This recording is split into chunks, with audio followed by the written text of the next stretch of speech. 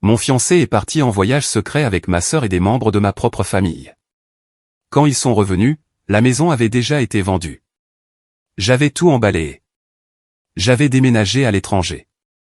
Vous savez, on dit que l'intuition est le super pouvoir d'une femme, mais je pense que nous choisissons parfois de l'ignorer volontairement parce que la vérité est tout simplement trop douloureuse à regarder en face. J'avais ignoré cette petite voix dans ma tête pendant des mois, peut-être même des années. Mais cette nuit-là, la nuit où la tempête a frappé à la fois ma fenêtre et ma vie, je ne pouvais plus l'ignorer. Maintenant, laissez-moi vous ramener à ce mardi soir. Il pleuvait à verse. Je veux dire, le genre de pluie qui s'abat contre les fenêtres comme si elle essayait d'entrer. J'étais dans la cuisine de la maison Belle Époque que ma tante Amélie m'avait laissée, en train de dresser soigneusement un bœuf Wellington. C'était censé être une célébration. 2 ans depuis que Bastien m'avait demandé en mariage, 2 ans à planifier un mariage qui semblait devenir de plus en plus cher et compliqué chaque jour. La maison sentait incroyablement bon, la pâte feuilletée riche, le bœuf savoureux et l'huile de truffe que Bastien prétendait tant aimer. J'avais mis la table avec l'argenterie de tante Amélie, allumé les bougies et même acheté une bouteille du cabernet qu'il aimait, celui qui coûtait bien plus que ce que le salaire d'une pharmacienne devrait couvrir un soir de semaine. Je vérifiais l'heure sur le four quand mon téléphone a vibré. C'était Bastien. J'ai essuyé mes mains sur mon tablier et j'ai répondu en affichant mon plus beau sourire. « Salut mon cœur, tu arrives juste à temps. Le Wellington est parfait, et j'ai ouvert le vin pour le laisser respirer. Valérie. » Salut. Sa voix était hachée, s'interrompant au milieu du bruit du vent et de ce qui ressemblait à des annonces d'aéroport. Écoute, chérie. Je suis tellement désolé. Un truc énorme est arrivé avec le projet commercial du centre-ville. Les investisseurs paniquent. Je dois prendre l'avion pour Francfort ce soir. Tout de suite. Mon sourire s'est effacé. Francfort. Ce soir? Bastien, c'est notre dîner d'anniversaire. Je cuisine depuis que je suis rentré de la pharmacie. Je sais, dit-il, l'air impatient. Pas désolé. Ne commence pas, Val. Je fais ça pour nous, pour notre avenir. Tu sais combien de commissions je vais toucher sur cette affaire? Ça paiera la lune de miel. Il a déplacé le téléphone et, pendant une fraction de seconde, l'angle de la caméra s'est élargi. Il était clairement à l'aéroport. Mais derrière lui, juste par-dessus son épaule gauche, j'ai vu quelque chose qui m'a glacé le sang. C'était une valise rose fluo. Pas n'importe quelle valise. C'était un sac de créateur en édition limitée avec des finitions dorées. Je le savais parce que je l'avais acheté. Je l'avais acheté pour ma sœur Chloé pour son anniversaire le mois dernier. Elle avait fait un caprice parce qu'elle disait en avoir besoin pour son esthétique d'influenceuse. Et comme d'habitude, j'avais cédé pour maintenir la paix. Bastien, ai-je demandé, ma voix tremblant légèrement. Est-ce que... il y a quelqu'un avec toi? Quoi? Non, juste l'équipe. Écoute, ils appellent l'embarquement. Je dois y aller. Je t'aime. Vraiment. Il n'a pas attendu que je lui réponde. Il a baissé le téléphone pour mettre fin à l'appel, mais son pouce a dû manquer le bouton rouge. L'écran n'est pas devenu noir immédiatement. Il s'est juste incliné vers le sol, capturant ses chaussures marchant d'un pas rapide. Et puis je l'ai entendu. Elle est partie? La voix était inimitable, aiguë, moqueuse et écœurante de familiarité. C'était ma mère, Sylvie. Ouais. La voix de Bastien était maintenant claire comme de l'eau de roche, maintenant qu'il ne faisait plus semblant d'être stressé. Mon Dieu, elle est tellement collante. C'est épuisant. Eh bien, tu as géré ça parfaitement, chérie, a dit ma mère. Maintenant, range ce téléphone. Chloé nous attend à la porte d'embarquement avec les boissons. Les Canaries, nous voilà. Enfin, Bastien arrive. Un son froid et cruel. Une semaine sans le rabat-joie. Allons-y, maman. Puis l'écran est finalement devenu noir. Je suis resté là, au milieu de ma belle cuisine, le silence de la maison assourdissant comparé à la tempête qui faisait rage dehors. Ma main serrait si fort le comptoir que mes jointures étaient blanches. Un voyage d'affaires à Francfort. Ils allaient aux Canaries. Mon fiancé, ma mère, ma sœur. Toute la famille partait en vacances et non seulement je n'étais pas invité, mais il m'avait menti en face pour me laisser derrière. J'avais l'impression de ne plus pouvoir respirer. L'odeur du bœuf Wellington me donnait soudain la nausée. J'ai éteint le four d'une main tremblante. Pourquoi? Pourquoi mentir? S'il voulait un voyage en famille, pourquoi ne pas me le dire? Étais-je si indésirable? N'étais-je qu'un rabat-joie, comme l'avait dit Bastien? Je suis allé dans le salon, mes jambes lourdes, comme si je marchais dans du béton. Je me suis assise sur le canapé, fixant la cheminée d'un air absent, et c'est là que je l'ai vu. Le vieil iPad de Bastien. Il le gardait habituellement dans sa mallette, mais il avait dû le laisser sur la station de charge dans sa hâte de partir. Alors que je le fixais, l'écran s'est allumé avec une notification. C'était un message de Chloé. Je me suis penché, mon cœur battant contre mes côtes comme un oiseau piégé. L'aperçu du message était visible sur l'écran de verrouillage. J'ai hâte qu'on annonce la bonne nouvelle la semaine prochaine. Elle va péter un câble quand elle réalisera que la maison est pratiquement à nous. Dépêche-toi, Papa Poule. Papa Poule, la maison est à nous. La pièce a tourné. J'ai tendu la main, mes doigts tremblant de manière incontrôlable, et j'ai pris l'iPad. Je connaissais le code de Bastien. Il ne le changeait jamais. C'était 1218, l'anniversaire de Chloé. J'avais toujours pensé que c'était juste parce qu'elle nous avait présenté, un clin d'œil à l'amitié. Maintenant, ce nombre ressemblait à un couteau dans mes entrailles. J'ai entré le code. L'icône du cadenas s'est déverrouillée. Et juste comme ça, j'ai ouvert la porte de l'enfer. Au moment où l'écran d'accueil s'est chargé, j'ai senti une vague de nausée physique me frapper. La photo d'arrière-plan, ce n'était pas moi. Ce n'était pas nous. C'était un selfie de Bastien et Chloé, joue contre joue, allongés dans un lit qui ressemblait étrangement à celui de la chambre d'amis chez mes parents. Je suis allé directement au message. Je ne voulais pas y croire. Une partie de moi, la partie pathétique qui avait passé 32 ans à essayer de plaire à ces gens, voulait croire que c'était une blague, un malentendu. Mais le fil de discussion intitulé « L'équipe gagnante » a instantanément brisé cet espoir. La conversation de groupe incluait Bastien, ma sœur Chloé, ma mère Sylvie et mon père Didier. Tout le monde était là, sauf moi. J'ai fait défiler vers le haut, mes yeux brûlants en lisant les messages d'il y a quelques heures à peine. Maman, tu as eu les clés de son coffre? Bastien, on doit s'assurer d'avoir l'acte de propriété original avant le mariage. Bastien, j'ai fait des copies hier pendant qu'elle était à la pharmacie. Elle ne se doute de rien. Elle pense que je réparais la charnière de la porte du placard. Chloé, mon Dieu, elle est tellement stupide. Une pharmacienne avec 0 neurones. Je n'arrive pas à croire que je dois faire semblant d'être gentil avec elle pendant encore 6 mois. Papa, tenez-vous au plan, Chloé. Une fois qu'ils seront mariés et qu'il sera sur l'acte de propriété, on utilisera la propriété comme levier. Cette maison vaut 1,2 million d'euros. C'est ton capital de départ. Bastien, ne t'inquiète pas, Didier. Je l'ai dans ma poche. Elle signera les papiers de la tontine des Monts retour de Francfort. Je l'ai tellement fait culpabiliser au dîner hier soir. J'ai laissé tomber l'iPad sur le coussin du canapé comme s'il était brûlant. J'ai couru à la salle de bain et j'ai eu des hauts le cœur au-dessus du lavabo. Mon corps rejetait l'information plus vite que mon cerveau ne pouvait la traiter. Il ne faisait pas que m'exclure. Il me traquait. Je me suis lavé le visage à l'eau glacée, fixant mon reflet. Peau pâle, yeux grands ouverts et terrifiés. Reprends-toi, Valérie, ai-je chuchoté. Tu dois tout savoir. Je suis retourné à l'iPad. Je devais voir jusqu'où allait la pourriture. J'ai ouvert l'album photo caché. Il était protégé par un mot de passe, mais bien sûr, le mot de passe était le même. 1218, des centaines de photos. Bastien et Chloé à Ibiza alors qu'ils disaient être à une conférence sur l'immobilier. Bastien et Chloé à un concert pour lequel j'avais acheté des billets, mais il avait prétendu être malade, alors je les avais donnés à Chloé pour qu'elle y aille avec une amie. Et puis les plus récentes, une échographie, datée de 2 semaines. Le nom sur le dossier patient était Chloé Durand. Dépêche-toi, Papa Poule. Le message texte prenait soudain un sens horrible. Chloé était enceinte. Mon fiancé était le père. Et toute ma famille, mes parents y compris, le savaient. Ils le célébraient.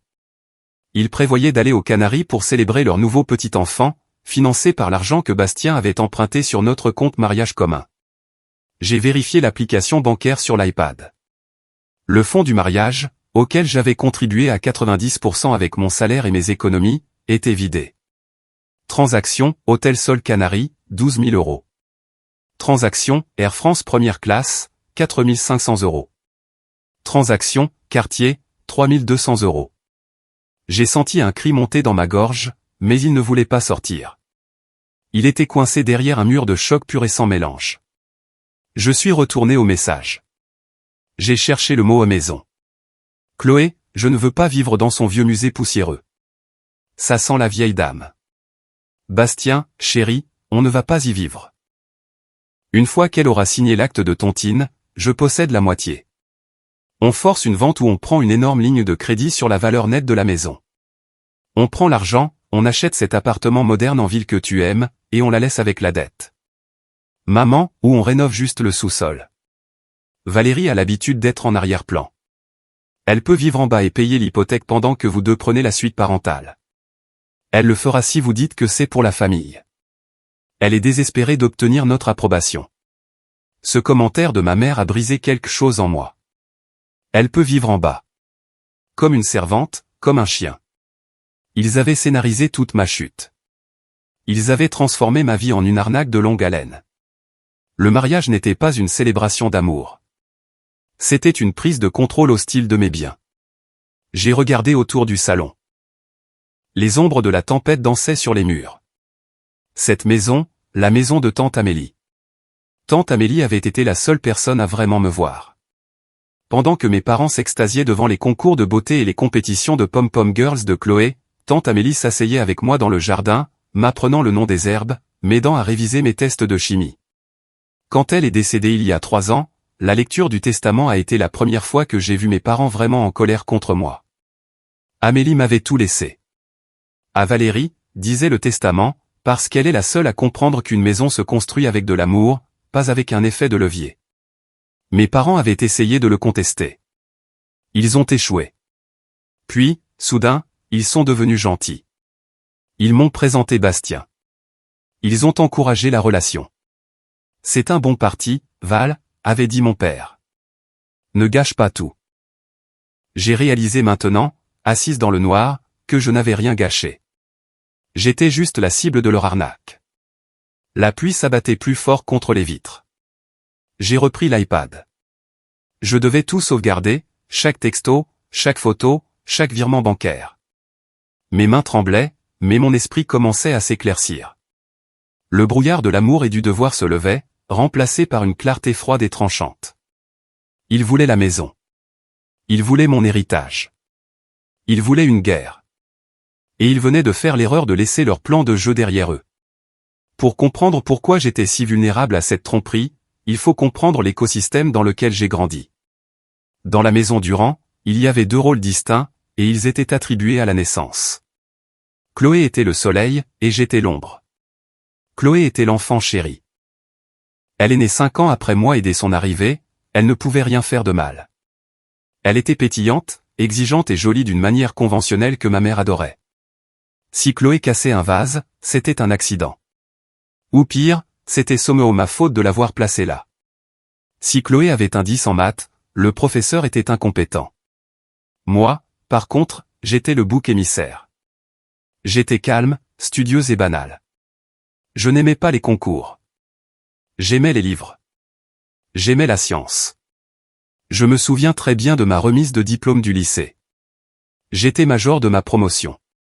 Je devais faire un discours. J'avais cherché mes parents dans la foule pendant toute la cérémonie. Ils ne sont jamais venus. Quand je suis rentré à la maison, mon diplôme à la main, m'attendant à des excuses, j'ai trouvé le chaos. Chloé, alors âgée de 13 ans, s'était cassé un ongle pendant l'entraînement des pom-pom girls, une mauvaise cassure qui avait un peu saigné. Mes parents l'avaient emmenée d'urgence à l'hôpital puis l'avaient sortie pour une glace pour la calmer. Oh, Valérie, arrête d'être si dramatique, avait soupiré ma mère quand j'avais pleuré. Ta sœur souffrait. Ce n'est qu'un discours. Tu pourras nous le lire plus tard. Ils n'ont jamais demandé à l'entendre. La seule personne qui est venue à ma remise de diplôme était tante Amélie, la sœur aînée et excentrique de ma mère. Elle était assise au premier rang, applaudissant bruyamment, tenant un bouquet de fleurs sauvages de son jardin. Tante Amélie était riche, mais on ne l'aurait pas deviné en la regardant. Elle vivait dans une superbe maison historique belle époque en bordure de ville, la maison même où j'étais assise maintenant. Elle ne s'était jamais mariée, avait investi judicieusement en bourse dans les années 80 et vivait selon ses propres termes. Mes parents la qualifiaient d'excentrique et d'égoïste. Je l'appelais ma sauveuse. Valérie, m'avait-elle dit ce jour de remise de diplôme, en m'emmenant pour un vrai dîner dans le meilleur restaurant de la ville. Tes parents sont des imbéciles. Ils courent après des paillettes. Mais toi, tu es de l'or. De l'or massif. Elle a attrapé ma main par-dessus la table. Sa poigne était forte, ses yeux féroces. Promets-moi quelque chose. Promets-moi que tu obtiendras ton diplôme, que tu auras un bon travail et que tu ne compteras jamais sur eux pour rien. L'indépendance financière est la seule vraie liberté qu'une femme possède. J'ai pris ce conseil à cœur. J'ai eu 2 emplois pendant mes études de pharmacie. J'ai payé mes propres frais de scolarité. J'ai acheté ma propre voiture. Quand j'ai décroché un poste dans le plus grand hôpital de la ville, je me suis dit, sûrement que maintenant, mes parents seront fiers. Ils ne l'étaient pas. Ils demandaient juste des prêts. Chloé a besoin d'une nouvelle voiture pour l'université. Le toit a besoin d'être réparé. Je leur ai donné de l'argent, espérant acheter leur amour. Ça n'a jamais marché. Quand tante Amélie est morte, le chagrin a failli me briser, mais la lecture du testament a été un spectacle. Ma mère est arrivée en noir, tamponnant des yeux secs, s'attendant à un énorme héritage. Quand l'avocat a lu que l'ensemble de la succession, y compris la maison Belle Époque, le portefeuille d'actions et les économies, allait à ma nièce bien-aimée Valérie, la pièce a explosé. Cette petite sorcière manipulatrice, avait crié ma mère en me montrant du doigt. Tu l'as montée contre nous. Ce n'est pas juste, a pleuré Chloé. Je voulais cette maison. Elle a la chambre de la tourelle. C'est parfait pour mon vlog. Mais le testament était en béton. Tante Amélie avait inclus une clause spécifique, je suis saine d'esprit et j'exclus explicitement ma sœur Sylvie et son mari Didier car ils ont fait preuve d'un manque de jugement et de méchanceté toute leur vie. Pendant 6 mois, ils ne m'ont pas parlé. J'ai vécu seul dans la grande maison, m'occupant du jardin d'Amélie, sentant le fantôme de son amour dans chaque pièce. Puis soudain, le dégel est arrivé. Ma mère m'a appelé un dimanche. On a réfléchi, Val. On a été trop dur. Le deuil fait faire des choses folles. On veut redevenir une famille. Viens dîner. J'y suis allé. J'étais tellement affamé de leur affection que je suis retourné en courant vers les gens qui m'avaient blessé, la queue entre les jambes. Ce soir-là, ils m'ont présenté Bastien. Il est dans l'immobilier, a dit mon père, en frappant l'épaule de Bastien. Un gars brillant. Il peut t'aider à savoir quoi faire de cette grande vieille maison. Peut-être la rénover, augmenter sa valeur. Bastien m'a souri. Il était beau, charmant et entièrement concentré sur moi. J'adore les vieilles maisons, a-t-il dit. Elles ont une âme. Comme toi. J'ai fondu. Je pensais avoir enfin gagné. J'avais l'héritage. Et maintenant, grâce à cela, j'avais enfin le respect de ma famille et un beau petit ami. Je n'avais pas réalisé que je n'étais pas la fille bien-aimée. J'étais juste l'organisme hôte et ils étaient les parasites. En y repensant maintenant, les signaux d'alarme avec Bastien n'étaient pas juste des signaux. C'étaient des panneaux néons géants clignotants. Mais quand vous avez passé toute votre vie à être invisible, la lumière soudaine de l'attention d'un homme est aveuglante.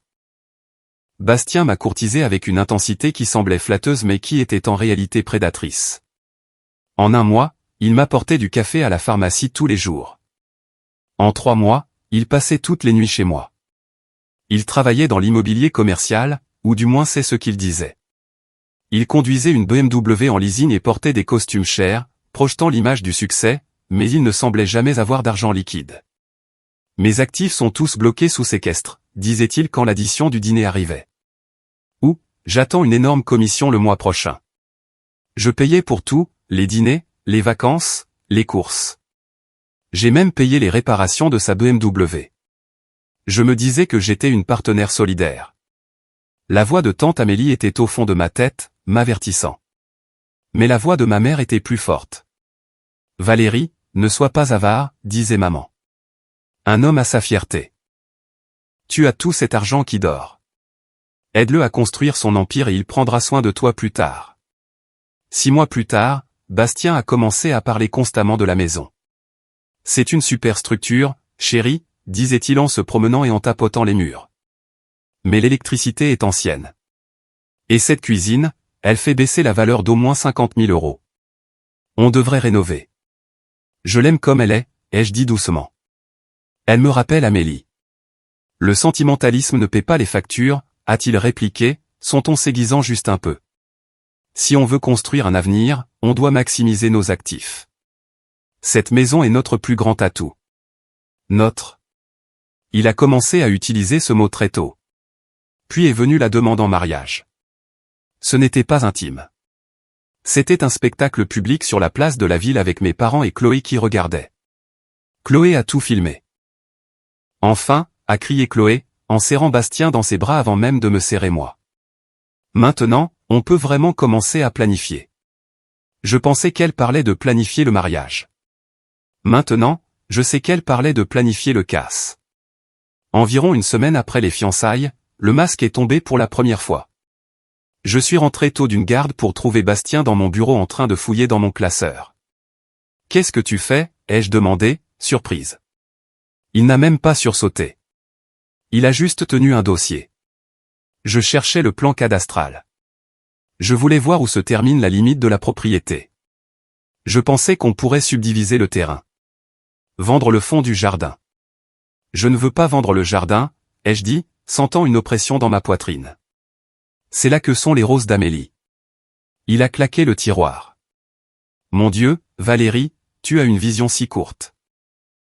J'essaie de nous faire gagner des millions et tu t'inquiètes pour des roses mortes. Tu veux être pharmacienne toute ta vie? Compter des pilules? J'ai reculé. Il ne m'avait jamais parlé comme ça. Plus tard dans la nuit, il a pleuré. Il a vraiment pleuré. Il m'a dit qu'il était juste tellement stressé parce qu'il voulait me donner le monde et qu'il se sentait inadéquat parce que j'avais plus d'argent que lui. Je veux juste être un partenaire égal, a-t-il sangloté. Je me sens comme un parasite vivant ici sans mon nom sur quoi que ce soit. Ça blesse ma fierté. Je l'ai réconforté. Je me suis excusé. Je lui ai dit que je me fichais de l'argent. Et c'était exactement ce sur quoi il comptait. La vérité, que j'ai découverte plus tard dans la vérification des antécédents que Maître Lambert a faite, était que Bastien n'était pas un promoteur à succès. Il était un simple prospecteur pour une agence immobilière et il était criblé de dettes. Il avait 80 000 € de dettes de carte de crédit et un problème de jeu. Il m'a regardé et a vu un distributeur de billets ambulants. Il a regardé ma maison et a vu un billet de loterie gagnant. Et ma famille, ils n'étaient pas seulement des spectateurs. Ils étaient ses entraîneurs. Je me souviens d'un barbecue il y a quelques mois. Chloé portait un bikini, se prélassant au bord de la piscine que Bastien avait insisté pour que nous installions, à mes frais. Bastien était au grill. Et, Val, a crié Chloé. Quand vous vous marierez, vous allez refaire la salle de bain principale? Elle est si petite. On n'a pas décidé, ai-je dit. Eh bien, Bastien m'a promis, je veux dire, nous a promis, qu'il mettrait une baignoire jacuzzi, a-t-elle dit en se rattrapant. J'ai regardé Bastien. Il m'a fait un clin d'œil. Juste des discussions de filles, chérie. Chloé veut juste le meilleur pour sa grande sœur. J'ai senti un nœud d'inquiétude à ce moment-là, mais je l'ai ravalé avec une gorgée de limonade. J'étais si désespéré de maintenir la paix, de garder l'illusion de la famille heureuse, que je les ai laissés me marcher dessus. Mais ce soir, en regardant les messages sur l'iPad, l'illusion avait disparu. Le prédateur avait montré les dents, et j'ai finalement réalisé que j'étais la proie. La semaine précédant ce voyage d'affaires avait été intense. C'était comme une attaque coordonnée, un mouvement de tenaille conçu pour écraser ma résistance. La cible était toujours la même, l'acte de propriété. La tontine. J'avais entendu cette expression plus souvent au cours des 7 derniers jours que dans toute ma vie. Ça a commencé au dîner du dimanche chez mes parents. Rôti de bœuf, alcool fort et une atmosphère lourde d'attente. Alors, a commencé mon père Didier, coupant sa viande agressivement. Le mariage est dans 3 mois. Vous avez vu le notaire pour la consolidation de la propriété? J'ai posé ma fourchette.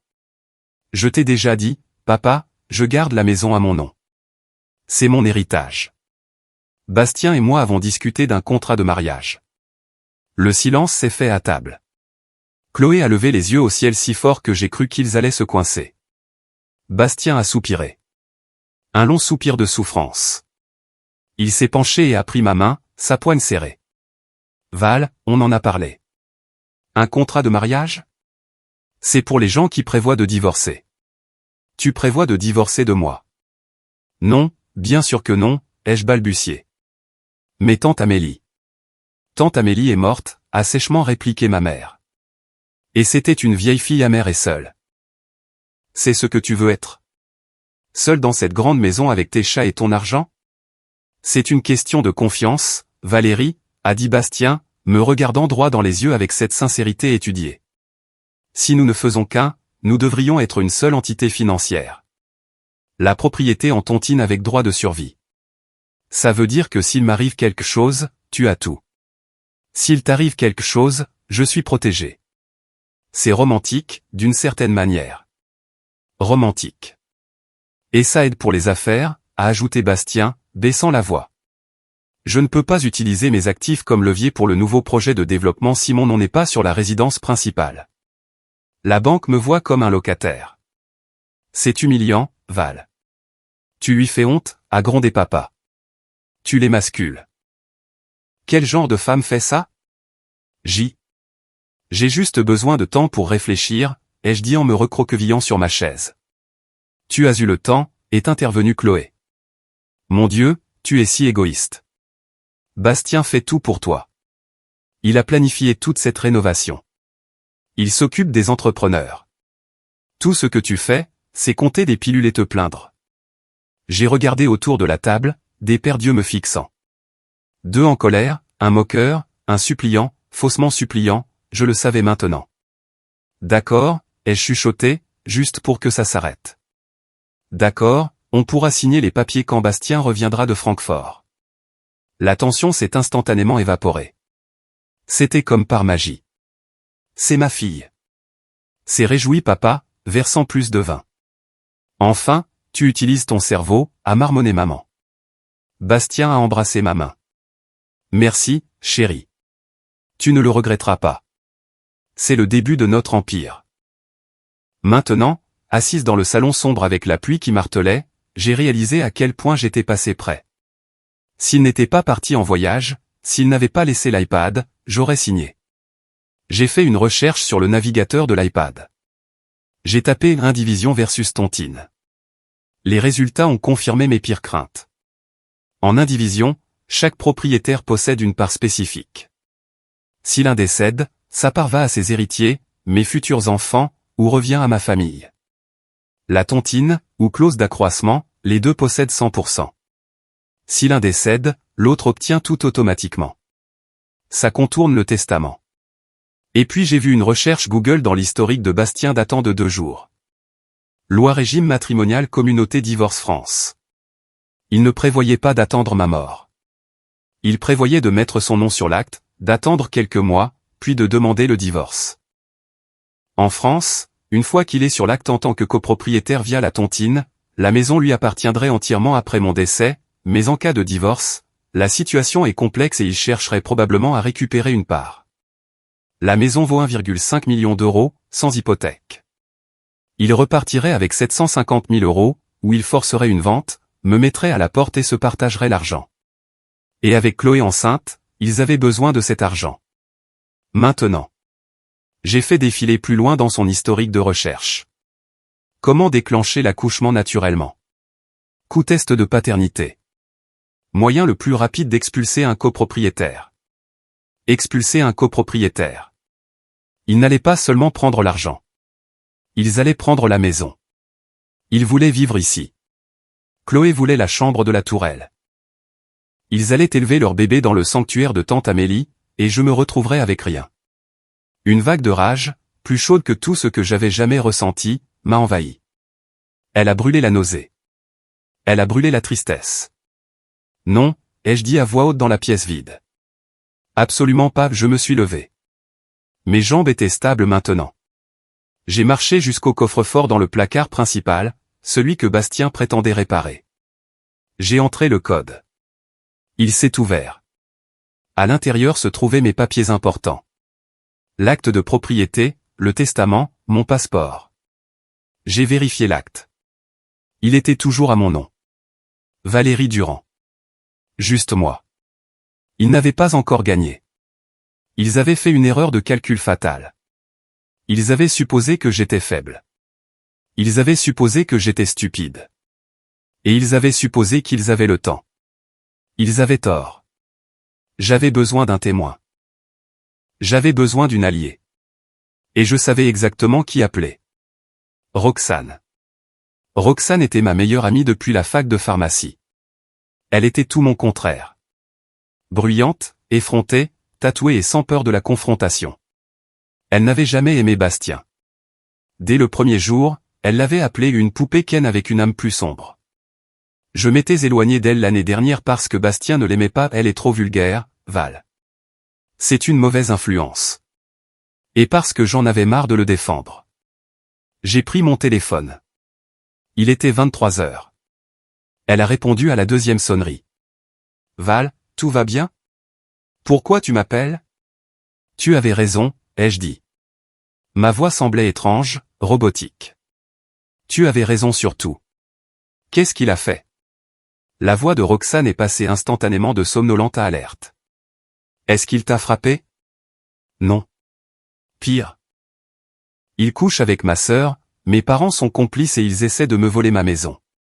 Silence au bout du fil. Puis le bruit de draps froissés et de clés qui tintent. J'arrive. Ne fais rien.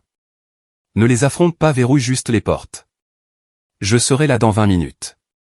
Quand Roxane est arrivée, elle ne m'a pas serré dans ses bras. Elle est entrée dans la cuisine, a jeté un coup d'œil au bœuf Wellington froid, a attrapé la bouteille de vin que j'avais ouverte et a versé 2 énormes verres. Bois, a-t-elle ordonné en faisant glisser un verre sur l'îlot. Ensuite, parle. Je lui ai montré l'iPad. Nous avons passé les 2 heures suivantes à tout éplucher. Roxane n'a pas halté. Elle n'a pas pleuré. Elle a juré. Des jurons créatifs et violents qui m'ont fait me sentir un peu mieux. Ok, a dit Roxane, refermant brusquement le couvercle de l'iPad vers 1 heure du matin. C'est la guerre, et en temps de guerre, on ne pleure pas. On tire. Elle m'a regardé, ses yeux flamboyants. Val, regarde-moi. Arrête de trembler. Il pense que tu es un paillasson. Il compte dessus. Littéralement. Je sais, ai-je chuchoté. Comment ont-ils pu? Ma propre mère. Parce que ce sont des narcissiques et des parasites, a dit Roxane sans détour. Mais on n'a pas le temps pour la psychanalyse. On a un calendrier. Combien de temps sont-ils aux Canaries? 7 jours. Ils reviennent mardi prochain. 7 jours. Roxane a hoché la tête. Ok, on peut faire beaucoup de choses en 7 jours. Elle a sorti un bloc-notes de son sac. Premièrement, l'épreuve. On doit sauvegarder tout cet iPad, cloud, disque dur, copies imprimées, tout. Fait, ai-je dit. Je peux le faire ce soir. Deuxièmement, Roxane a pointé un stylo vers moi. La maison. Tant que tu possèdes cette maison, ils viendront la chercher. Même si tu romps avec Bastien, il a des copies des clés. Il connaît les codes. Et tes parents, ils te feront culpabiliser, te harcèleront, peut-être même t'attaqueront en justice en invoquant un droit ancestral quelconque. C'est toxique, Val. La maison est le poison. J'ai regardé autour de la cuisine. J'aimais cette maison. C'était mon lien avec tante Amélie. Mais Roxane avait raison. Tant que j'avais cet atout, j'étais une cible. Et si je restais ici, chaque pièce me rappellerait les mensonges de Bastien. Chaque coin serait hanté par le souvenir de Chloé complotant mon expulsion. Je ne peux plus vivre ici, ai-je dit, la prise de conscience me serrant la poitrine. Ils l'ont souillé. Exactement, a dit Roxane. Alors, on pratique la politique de la terre brûlée. On se débarrasse de l'appât. La vendre, ai-je demandé. Mais une vente prend des mois. La mise en scène, l'annonce, le compromis de vente. Pas si tu vends à un investisseur, a dit Roxane. Mon cousin travaille pour une de ces boîtes, les sociétés qui achètent des biens en l'état. Ils achètent cash. La vente se conclut en quelques jours. Tu perds un peu sur le prix, mais tu obtiens de l'argent liquide et tu t'en vas. De l'argent liquide, ai-je répété. Oui, du cash. Et tu sais qui déteste le cash? Les gens qui veulent voler la moitié de ta valeur nette par le biais d'un règlement de divorce qui n'a pas encore eu lieu. Roxane s'est penchée. Vends la maison. Prends l'argent. Déménage. Au moment où ils descendront de cet avion avec leur collier de fleurs et leur bronzage, ils ne rentreront pas dans un manoir. Ils rentreront chez eux face à un portail verrouillé et à un étranger. Un frisson a parcouru mon échine. Pas de peur, mais d'anticipation. J'ai une offre d'emploi à Londres, ai-je dit soudainement. Chef de la pharmacologie dans un hôpital de recherche. Ils m'ont contacté il y a 2 mois. J'allais refuser parce que Bastien disait qu'il ne pouvait pas quitter ses affaires ici. Roxane a souri, un sourire féroce, de requin. Londres? Parfait. C'est loin. C'est cher. Et ils ne peuvent pas te trouver. Elle a levé son verre de vin. À la nouvelle Valérie. J'ai trinqué avec elle. À la terre brûlée. Le lendemain matin, la tempête était passée, laissant le ciel d'un violet contusionné. Je n'ai pas dormi. Je me suis déclaré malade à la pharmacie pour la première fois en 5 ans. Et à 9 heures du matin, j'étais assise dans le fauteuil en cuir du bureau de Maître Lambert. Maître Lambert était la meilleure avocate en droit de la famille et des successions de la région. Elle avait 60 ans, portait des tailleurs Chanel impeccables et terrifiait les hommes mûrs pour gagner sa vie. Elle s'était occupée du testament de tante Amélie. J'ai tout déballé. Les preuves de l'iPad, les textos, la fraude à la tontine planifiée. Maître Lambert a écouté en silence, son visage illisible derrière ses lunettes. Quand j'ai fini, elle a pris une lente gorgée de son café. Les hommes comme Bastien, a-t-elle dit, sa voix basse et rauque, ne sont pas seulement avides, Valérie. Ils sont négligents. Elle a ouvert un dossier sur son bureau. J'ai fait une vérification préliminaire des actifs de monsieur Bastien Chevalier ce matin après votre appel. Savez-vous pourquoi il est si désespéré d'avoir cette maison en ce moment? À cause du bébé, ai-je demandé. En partie, mais surtout à cause de ça. Elle a fait glisser un document sur le bureau. C'était une demande de prêt, un prêt à taux usuraires, le genre qu'on obtient de prêteurs prédateurs quand aucune banque ne veut de vous. C'était pour 200 000 €. Il a demandé ce prêt il y a 2 semaines, a expliqué Maître Lambert. La garantie mentionnée est le 42 rue des Chênes, votre maison. Mais il ne peut pas, ai-je balbutié. Il n'est pas sur l'acte. Regardez la 2e page. Maître Lambert a pointé du doigt. J'ai regardé, et c'était là. Ma signature. Valérie Durand. Sauf que je ne l'avais pas signé. C'était un bon faux, mais la boucle du V était trop large. Il a falsifié ma signature, ai-je chuchoté. Il a commis un crime. Oui, a dit Maître Lambert. Et voici le clou du spectacle. Ce prêt n'a pas encore été financé. Il est en phase finale de souscription. Le prêteur attend que l'acte de tontine soit enregistré pour débloquer les fonds. C'est pourquoi il avait besoin que vous signiez la semaine prochaine. Il a déjà dépensé cet argent dans sa tête. Probablement pour rembourser des dettes de jeu ou réserver ce voyage aux Canaries. Si je vends la maison. Si vous vendez la maison, Maître Lambert a souri, un sourire froid et acéré. La garantie disparaît. Le prêt est refusé et monsieur Chevalier se retrouve avec des usuriers très en colère et aucun moyen de les payer. Et il va en prison pour faux et usage de faux. Si nous transmettons cela au procureur de la République, oui. Ce que nous ferons. Mais d'abord, nous sécurisons votre sortie. Maître Lambert s'est penché en avant. Valérie, vous avez le droit légal de vendre. Vous êtes la seule propriétaire. Vous n'avez pas besoin de sa permission. Vous n'avez pas besoin de le lui dire.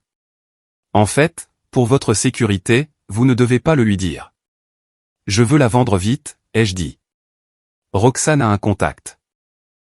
Bien. Faites-le. Liquidez tout.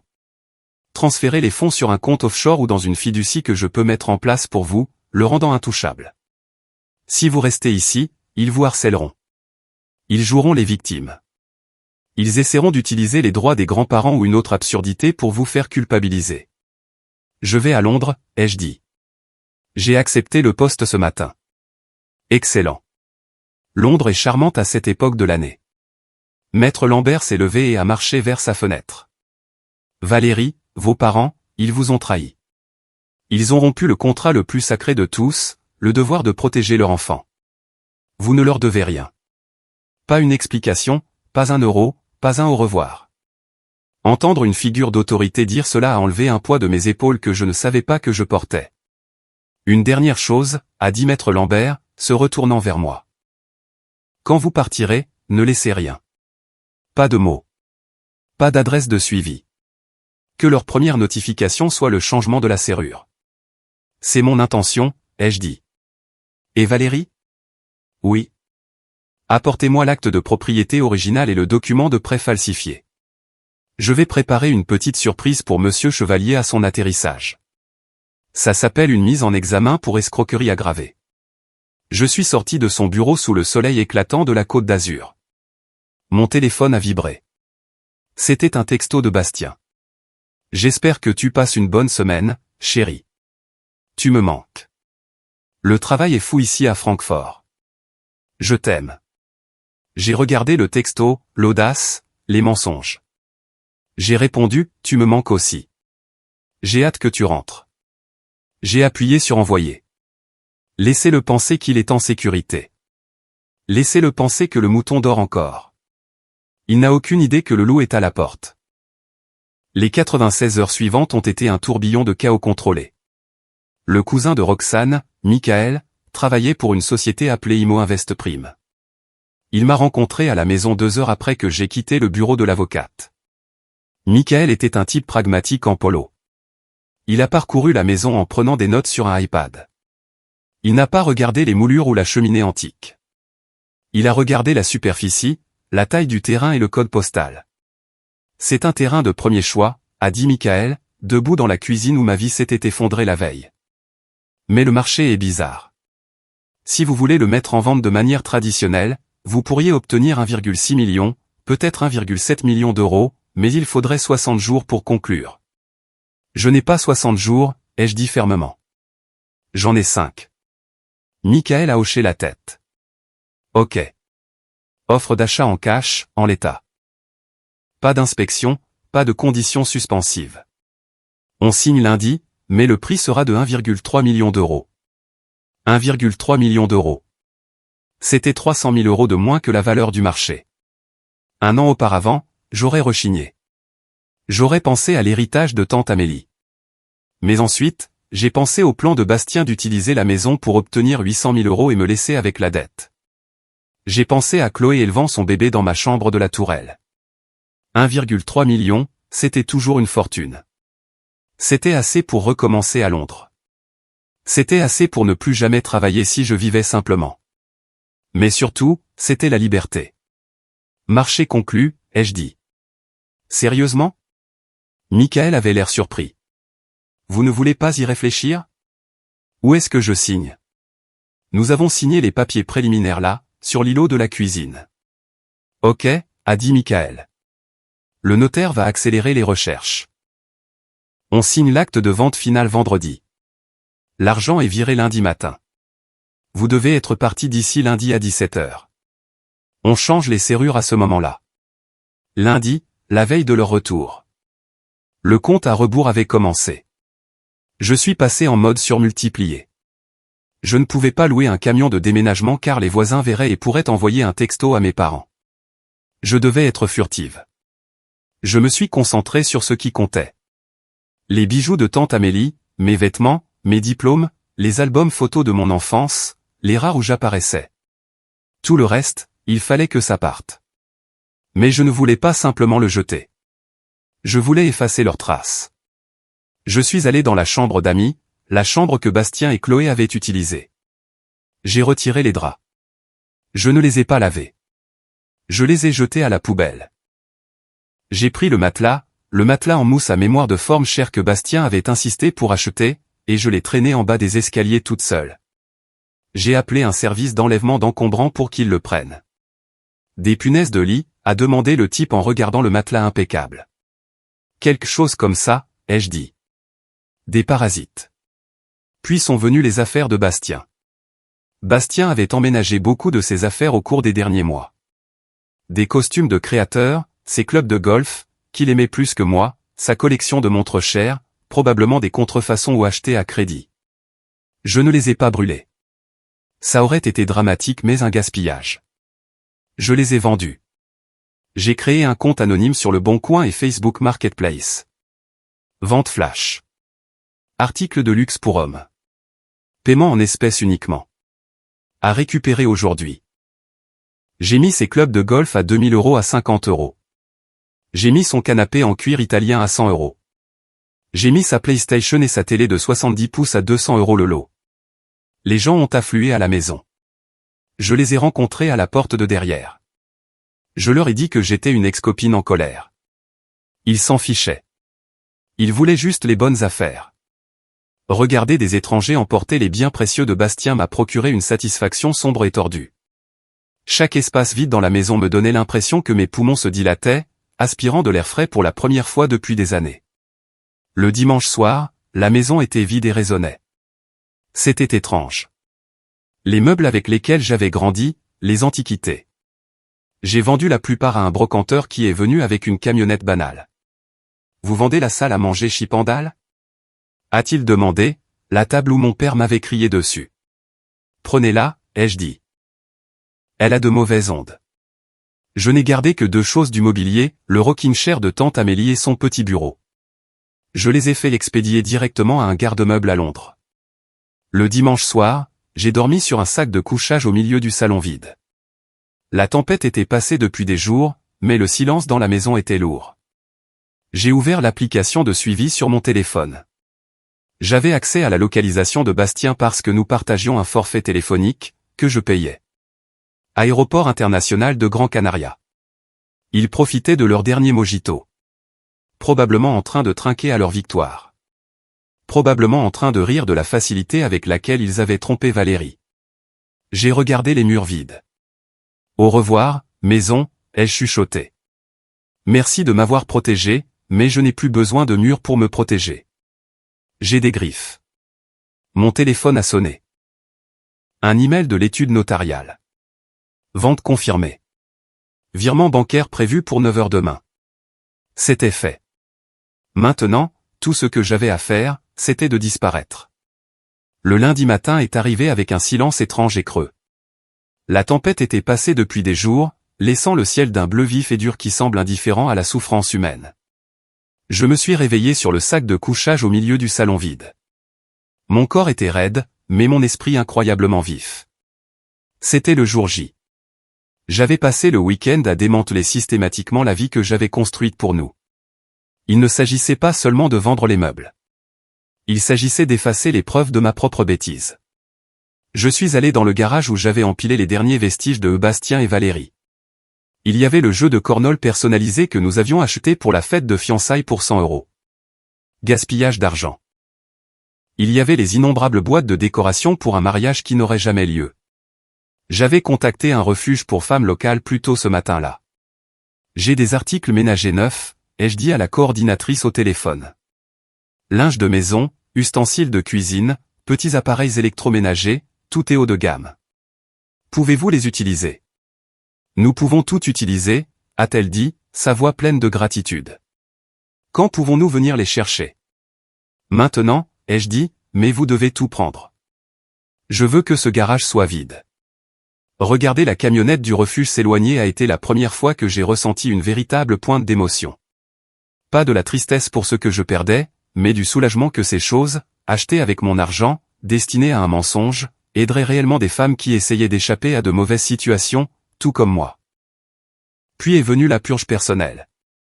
Je suis allé dans le placard principal. Bastien aimait ses vêtements. C'était un pan.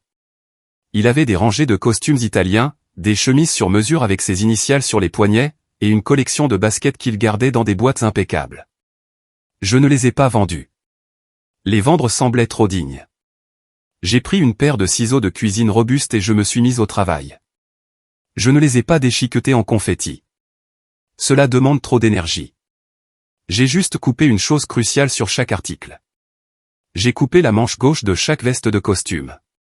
J'ai découpé l'assise de chaque pantalon. J'ai coupé la languette de chaque basket. C'était mesquin. C'était enfantin. Et c'était absolument glorieux. J'ai fourré la haute couture ruinée dans des sacs poubelles noirs robustes et je les ai étiquetés chiffon pour don. Alors que je vidais l'étagère supérieure du placard, ma main a frôlé une boîte en carton poussiéreuse cachée tout au fond. Je l'ai descendue, toussant alors que des grains de poussière dansaient dans la lumière du soleil. Elle était étiquetée « Enfance de Valérie » de l'écriture de ma mère. Je me suis assise par terre et je l'ai ouverte. Je m'attendais à trouver des trésors sentimentaux. Au lieu de cela, j'ai trouvé l'indifférence. À l'intérieur se trouvaient mes anciens bulletins de notes, tous avec d'excellentes notes, jamais encadrés, quelques trophées de participation à des événements que je détestais, et rien d'autre. Pas d'album photo, pas de dents de lait, pas de mèche de cheveux de ma première coupe. Mais au fond de la boîte, enterré sous un certificat de concours d'orthographe, j'ai trouvé quelque chose qui m'a coupé le souffle. C'était une petite pochette en velours. À l'intérieur se trouvait un collier de perles. Les perles de tante Amélie. J'ai haleté. Je les cherchais depuis 3 ans. Après la mort d'Amélie, elles avaient disparu. Je pensais les avoir perdues dans le déménagement. J'avais retourné la maison pour les chercher. J'avais pleuré pour elles. Et les voilà, dans une boîte étiquetée à mon nom, cachée au fond d'un placard dans ma propre maison. Ma mère avait dû les prendre. Elle avait dû les subtiliser pendant la réception des funérailles, les cacher ici et puis quoi? Les oublier ou les garder comme moyen de pression? La prise de conscience m'a rendu malade. Elle avait volé sa sœur décédée, l'avait cachée à sa fille en deuil, puis l'avait simplement laissé prendre la poussière. J'ai passé les perles autour de mon cou. Leur poids frais contre ma peau ressemblait à une armure. Jetez, Amélie, ai-je chuchoté. On s'en va d'ici. À 11 heures, le virement bancaire est arrivé. Mon téléphone a sonné avec une notification de la banque offshore que Maître Lambert avait mise en place. 1 300 000 € crédités. C'était réel. La maison n'était plus à moi. Elle appartenait à Imo Invest Prime. J'ai fait un dernier tour. La maison résonnait. Elle sentait le nettoyant au citron et le vide. Je suis entré dans la chambre de la tourelle, la chambre que Chloé avait revendiquée pour sa future nurserie. Je me suis tenu au centre de la pièce et j'ai fermé les yeux. J'ai essayé d'invoquer une certaine nostalgie, une certaine tristesse pour la maison que je quittais, mais tout ce que je voyais était le visage suffisant de Chloé et le sourire trompeur de Bastien. Tu la voulais tellement, cette maison, ai-je dit à l'air vide. J'espère que tu apprécieras la vue depuis le trottoir. Je suis sorti par la porte d'entrée et je l'ai verrouillée. J'ai placé les clés sous le paillasson, exactement comme Michael, le représentant du nouveau propriétaire, l'avait demandé. Mon Uber pour l'aéroport attendait. J'avais 2 grandes valises et un bagage à main. C'était tout. 32 ans de vie condensés en 25 kilos de bagages. Alors que la voiture s'éloignait, je n'ai pas regardé en arrière. Maître Lambert avait raison. Le rétroviseur est pour les gens qui ont peur de l'avenir. Je n'avais plus peur. J'étais juste froide. J'ai pris mon téléphone et j'ai vérifié le suivi de vol. Vol Air France 432 de Gran Canaria à Nice. Statut, à l'heure. Arrivée demain à 14 heures. Ils étaient à leur dernier jour de paradis. Ils étaient probablement en train de faire leurs valises, bronzés et détendus, excités de rentrer à la maison et de ruiner ma vie. Je me suis installé dans le siège en cuir de l'Uber. Terminal international, s'il vous plaît, ai-je dit au chauffeur. Grand voyage, a-t-il demandé, croisant mes yeux dans le rétroviseur. Allez simple, ai-je dit. Je déménage à Londres. Ça ressemble à une aventure. Oh, ça l'est, ai-je souri, touchant les perles à mon cou. Mais la vraie aventure, ce sera pour les gens que je laisse derrière moi. Le terminal international de l'aéroport de Nice-Côte d'Azur est un endroit étrange. C'est un entre-deux-mondes, rempli de gens qui courent vers quelque chose ou qui fuient quelque chose. Je faisais les deux. J'ai enregistré mes bagages et je suis passé par la sécurité. Mon corps se sentait léger, détaché. Je n'arrêtais pas de vérifier mon téléphone, m'attendant à moitié à un texto de Bastien disant qu'il savait, qu'il avait senti une perturbation dans la force, mais il n'y avait rien, juste le silence. Je suis allé au salon de la compagnie aérienne, je me suis versé un verre d'eau pétillante et j'ai ouvert mon ordinateur portable. Il était temps de construire l'arme. J'avais rédigé l'email dans ma tête pendant 3 jours, mais maintenant je devais le concrétiser. Objet, mise à jour sur le mariage et les projets futurs. J'ai d'abord ajouté les destinataires. Je voulais m'assurer de n'oublier personne. A. Bastien Chevalier, Chloé Durand, Didier Durand, Sylvie Durand. CCI, le patron de Bastien, Monsieur Henderson, le service des RH de son entreprise, le curé de la paroisse de mes parents, chaque tante, oncle et cousin des 2 côtés de la famille, toute notre liste d'invités au mariage, et le chargé de prêt de la banque où Bastien a essayé d'obtenir le prêt frauduleux. Maître Lambert avait trouvé son email. J'ai pris une profonde inspiration et j'ai commencé à taper. Chère famille, chers amis, je vous écris pour vous informer que le mariage prévu le 15 octobre est annulé. Il ne sera pas reprogrammé. Je sais que cela est un choc pour beaucoup d'entre vous, d'autant plus que mon fiancé, ma sœur et mes parents profitent actuellement de merveilleuses vacances en famille aux Canaries. Des vacances qu'ils m'ont présentées comme un voyage d'affaires effréné à Francfort. Mais les mensonges ont tendance à refaire surface, surtout quand on laisse son iPad déverrouillé sur la table du salon. Vous trouverez en pièce jointe de cet email quelques documents intéressants qui expliquent ma décision, des captures d'écran de la conversation de groupe L'équipe gagnante où mes parents, ma sœur et mon fiancé complotent pour me forcer à signer un acte de propriété en tontine afin d'accéder à mon héritage. Des photos datant de 2 ans, confirmant la liaison sexuelle entre Bastien Chevalier et Chloé Durand. L'échographie de leur enfant à naître, conçue alors que Bastien était fiancé avec moi. Un audit financier des 16 000 € volés sur notre fonds de mariage pour payer l'escapade secrète aux Canaries. Une copie de la demande de prêt où Bastien a falsifié ma signature pour obtenir 200 000 € d'un prêteur prédateur. À mes parents, vous avez toujours voulu que Chloé ait le meilleur. Maintenant, elle a mon fiancé. J'espère qu'ils seront très heureux ensemble. Veuillez ne pas me contacter. Je ne suis plus votre fille, votre distributeur de billets, ni votre bouc émissaire. À Bastien, la maison de la rue des Chênes a été vendue. Les serrures ont été changées. Les nouveaux propriétaires sont très stricts en matière d'intrusion. De plus, je crois que le procureur de la République vous contactera concernant la falsification. Bonne chance pour votre empire. À tous les autres, je suis désolé pour ce drame. Je déménage à l'étranger pour commencer une nouvelle vie où les gens disent la vérité. Veuillez respecter ma vie privée. Sincèrement, Valérie. Je l'ai relu 3 fois. C'était froid. C'était factuel.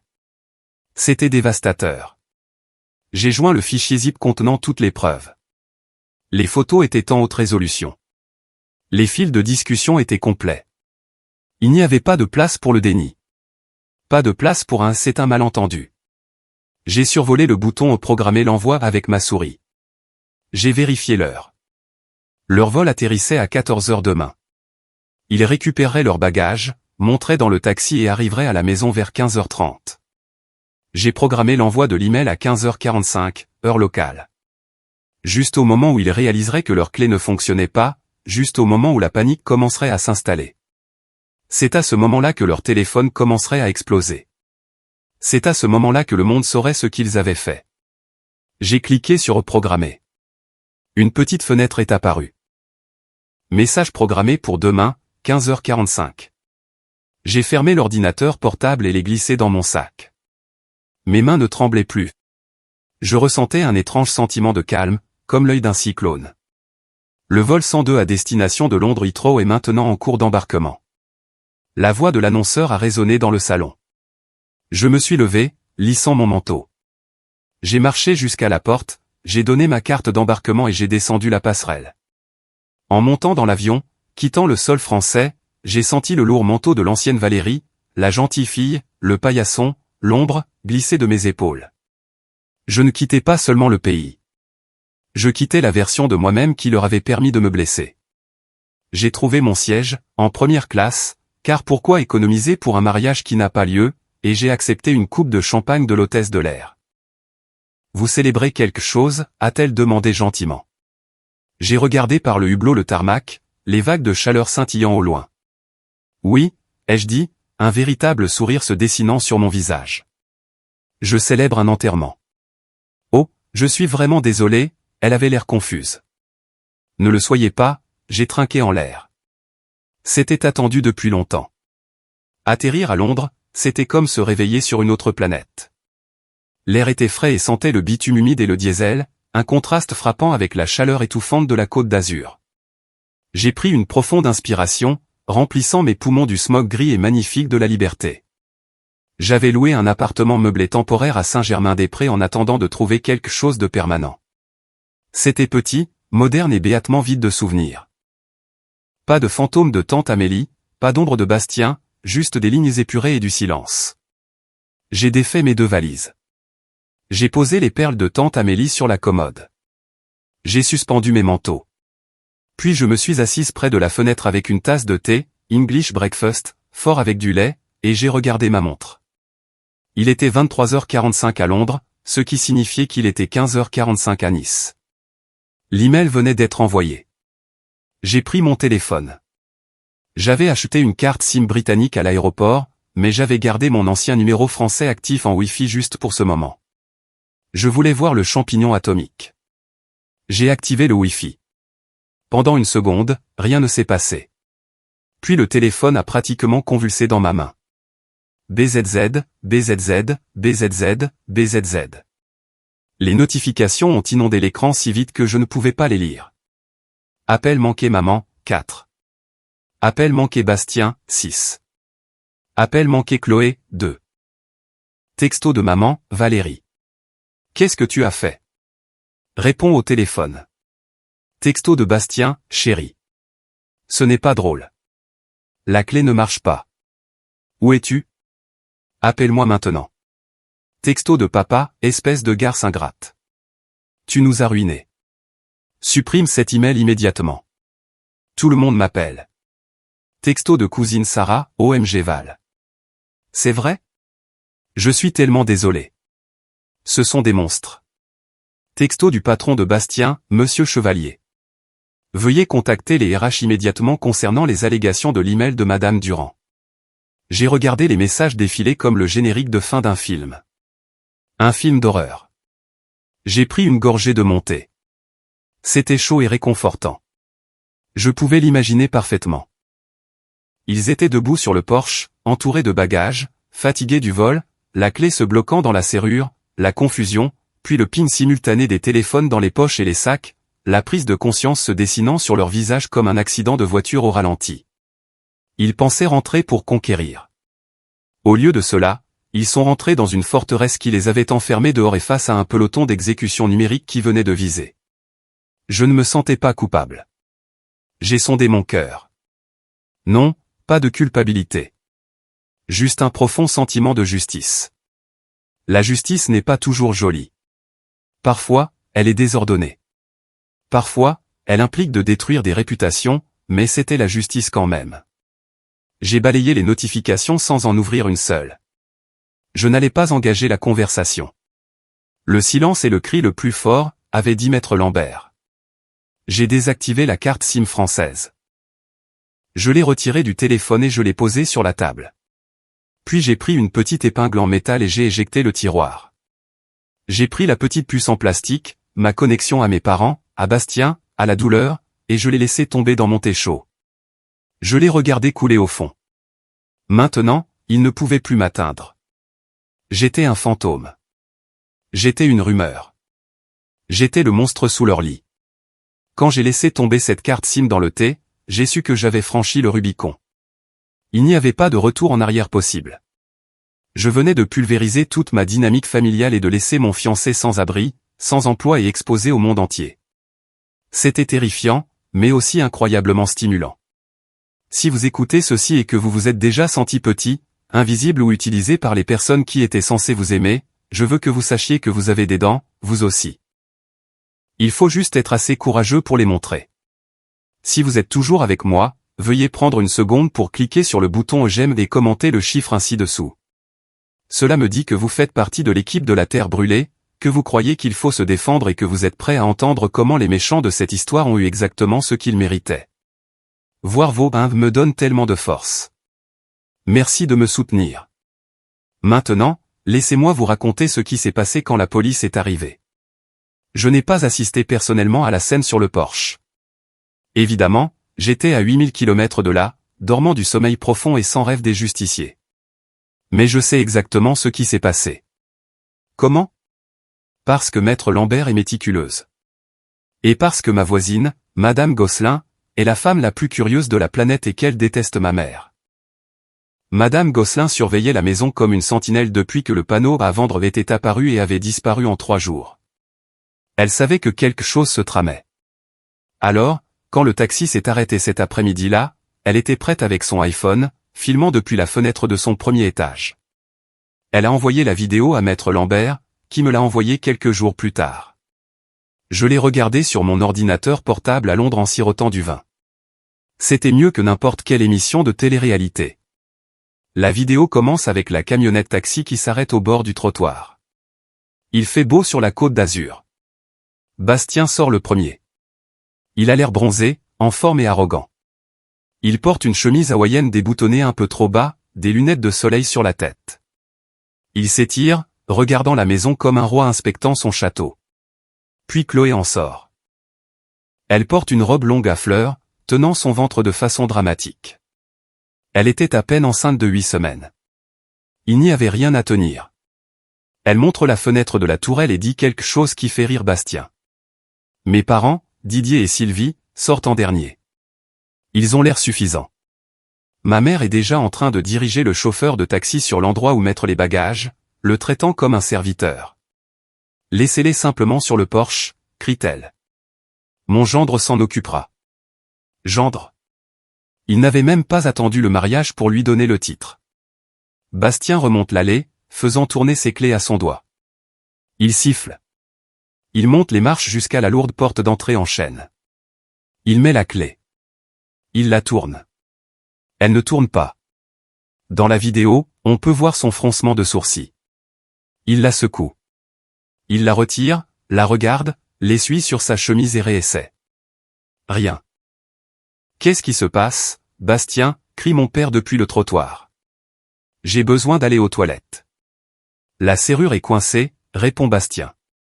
Il a l'air agacé. Valérie a probablement changé le pen dormant ou quelque chose comme ça. Elle est tellement parano avec la sécurité. Il se met à frapper à la porte. Valérie, ouvre. C'est nous. Arrête de jouer. Chloé monte les marches en se dandinant. Hug. Elle dort probablement ou elle pleure. C'est une telle rabat-joie. Utilise juste le code du garage. Bastien va vers le clavier numérique de la porte du garage. Il tape le code. Bip. Bip. Bip. Erreur. Il réessaie. Erreur. Elle a changé le code, dit Bastien, sa voix montant dans les aigus. Pourquoi aurait-elle changé le code ? Peut-être qu'elle est en colère qu'on n'ait pas appelé, suggère maman en remontant l'allée. Appelle-la, Bastien. C'est à ce moment-là que les téléphones se mettent à sonner. Dans la vidéo, c'est presque comique. On voit Bastien chercher dans sa poche. Puis Chloé, puis maman. Ils regardent tous leurs écrans pendant 30 bonnes secondes. Personne ne bouge. Ils lisent l'email. J'ai vu le visage de Bastien se transformer.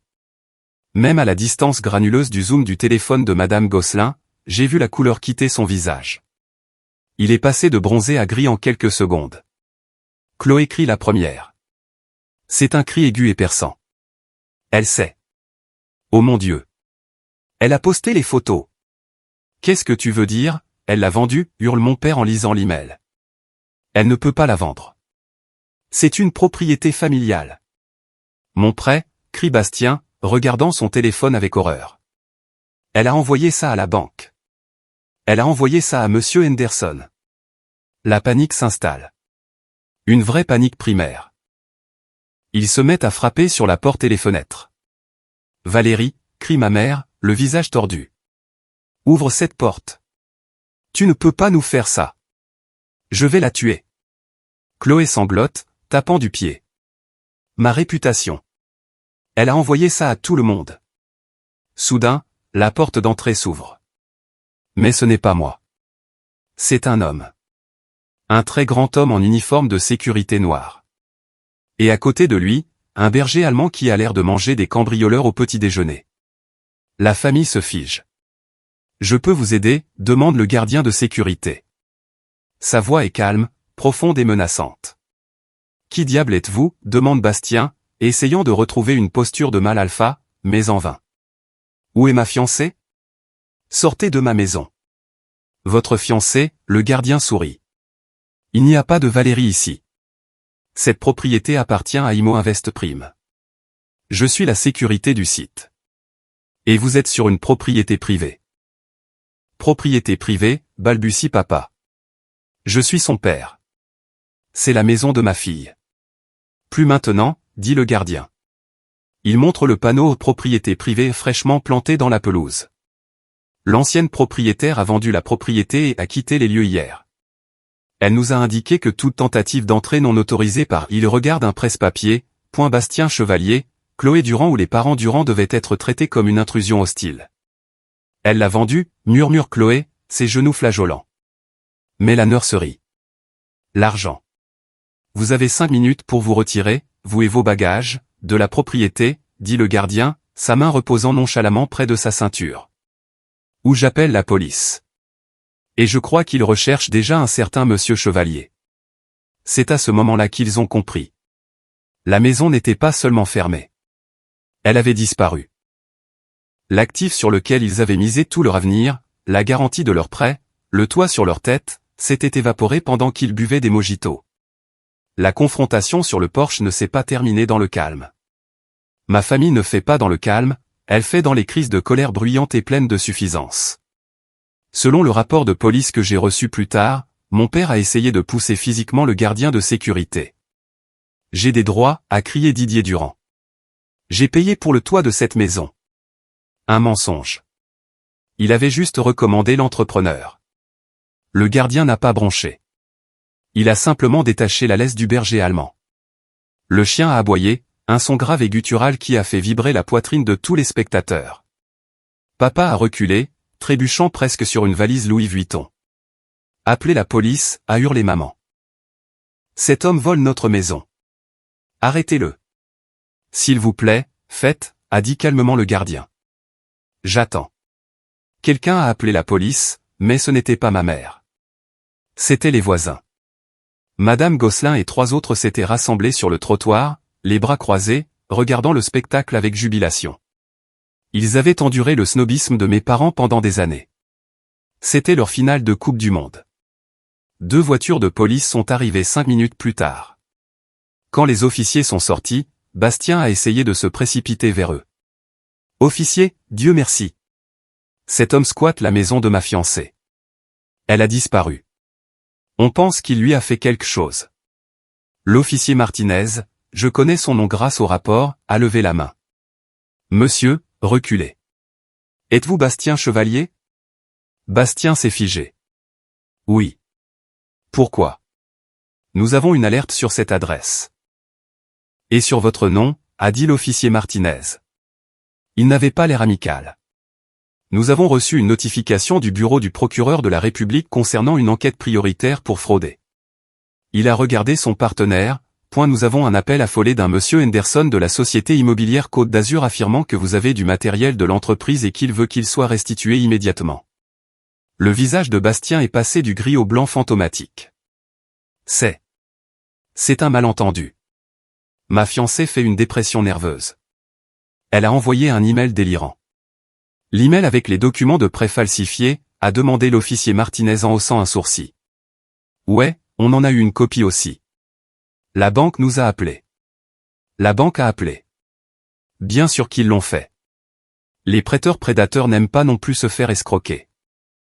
Nous avons besoin que vous quittiez les lieux immédiatement, a dit l'officier au groupe. Le nouveau propriétaire a fourni tous les documents légaux. Vous n'avez aucun droit d'être ici. Mais nous n'avons nulle part où aller, a pleuré Chloé, assise sur sa valise, le mascara coulant sur son visage. On a rendu notre appartement. On était censé emménager ici.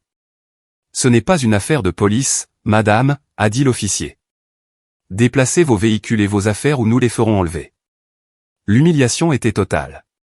Sous les yeux attentifs de la police, du gardien de sécurité et de la moitié du quartier, ma famille a dû traîner ses lourdes valises le long de l'allée. Ils n'ont pas pu trouver de taxi. Le chauffeur qui les avait amenés était parti depuis longtemps, impayé.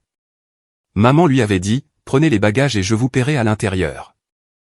Ce qui était évidemment un mensonge. Ils ont dû appeler un Uber XL. Ils sont restés sur le trottoir pendant 20 minutes, entourés de leurs bagages, pendant que les voisins prenaient des photos. Mon téléphone à Londres, que j'ai rallumé brièvement pour vérifier mes emails, explosait de mise à jour de Madame Gosselin. Madame Gosselin, votre mère vient d'essayer de donner un coup de pied au chat du voisin. La police l'a averti.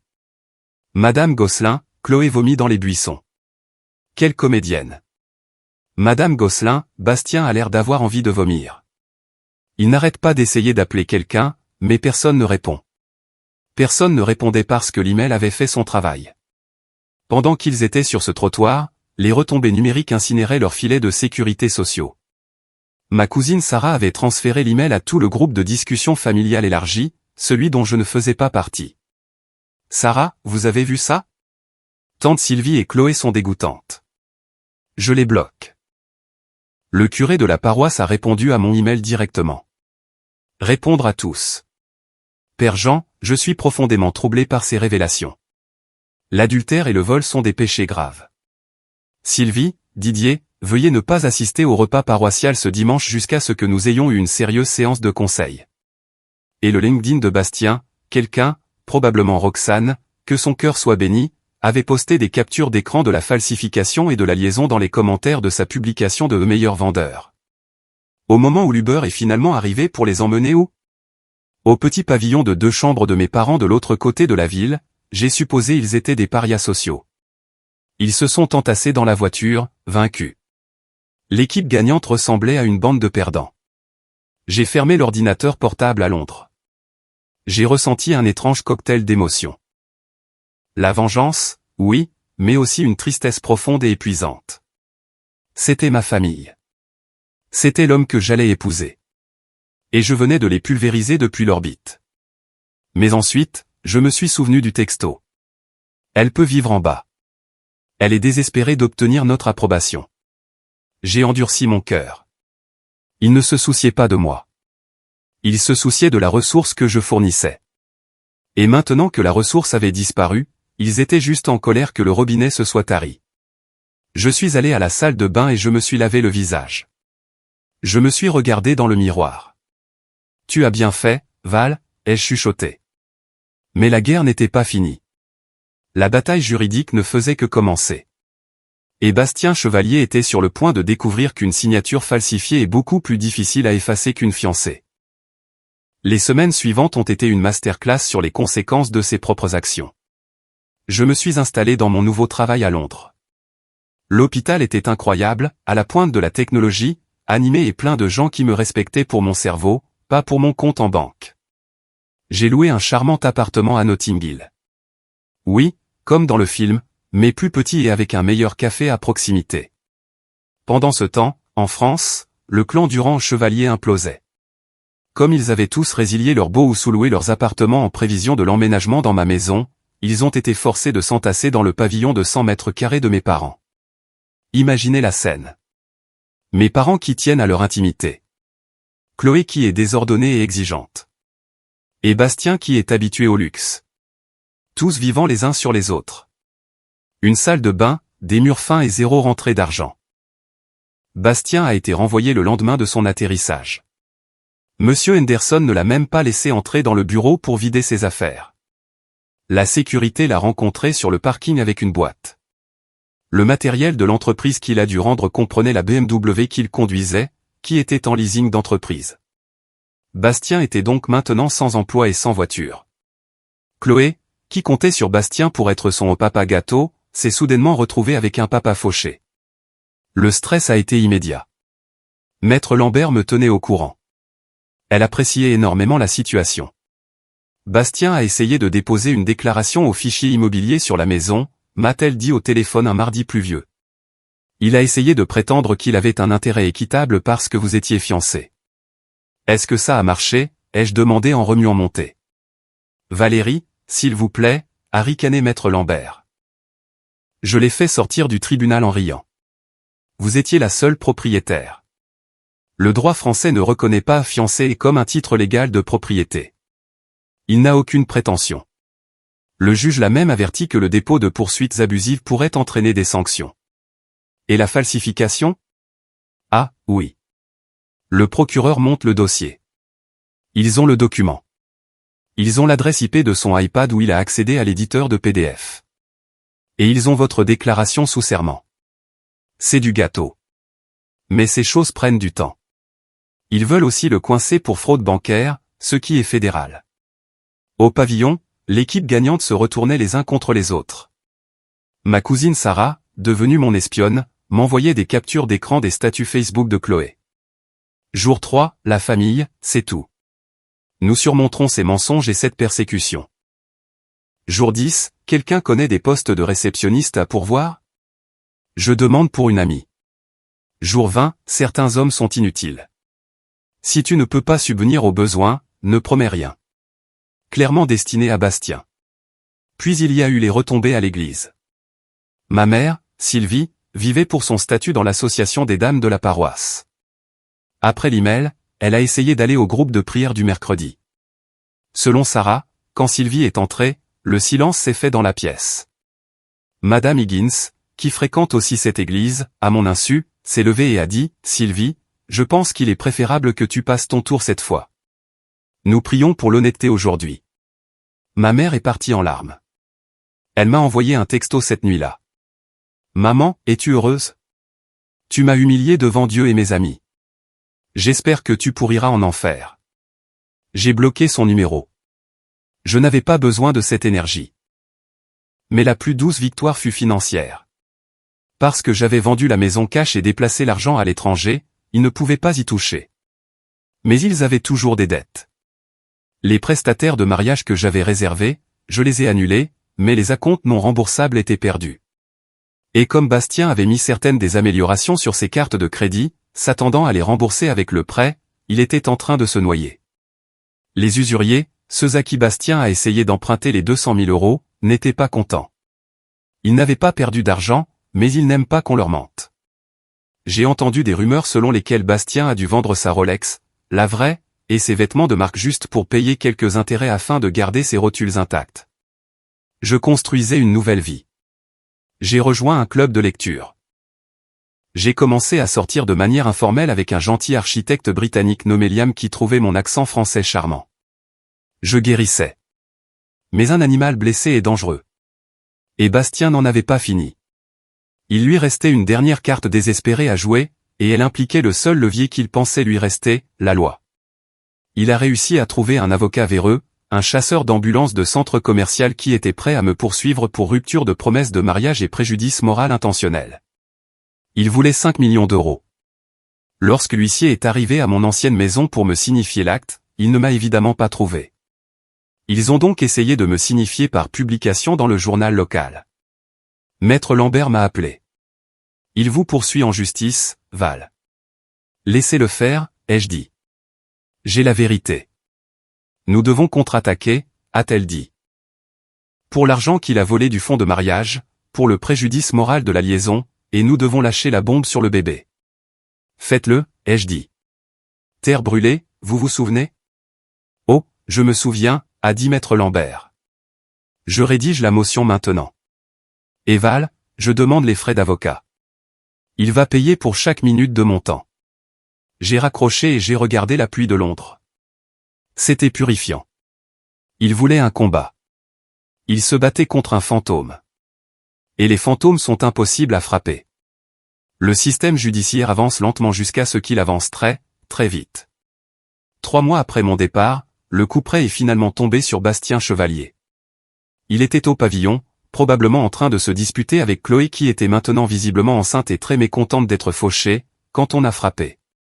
Ce n'était pas un huissier cette fois. C'était la police. Ils avaient un mandat. Maître Lambert m'a envoyé les détails plus tard. Le procureur de la République avait finalisé l'enquête sur la demande de prêt. Comme le prêteur était assuré au niveau fédéral, même s'ils étaient prédateurs, ils avaient des garanties. La signature falsifiée n'était pas seulement une fraude.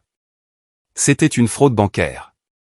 Chef d'accusation, faux et usage de faux sur document légal, tentative de vol qualifié, usurpation d'identité, fraude électronique.